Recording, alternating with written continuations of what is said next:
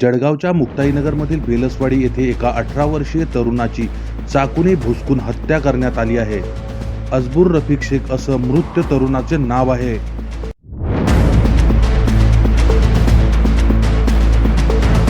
ही घटना संध्याकाळी 9 वाजताच्या सुमारास घडल्याची प्राथमिक माहिती आहे।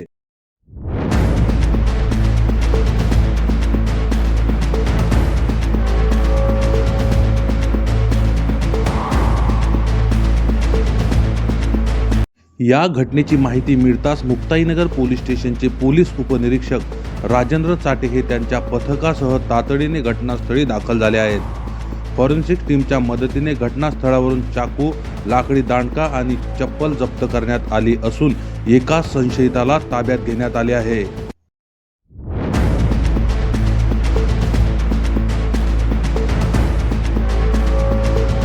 हत्या नेमकी कोणत्या कारणातून झाली याचा पुढील तपास मुक्ताईनगर पोलीस करीत आहे।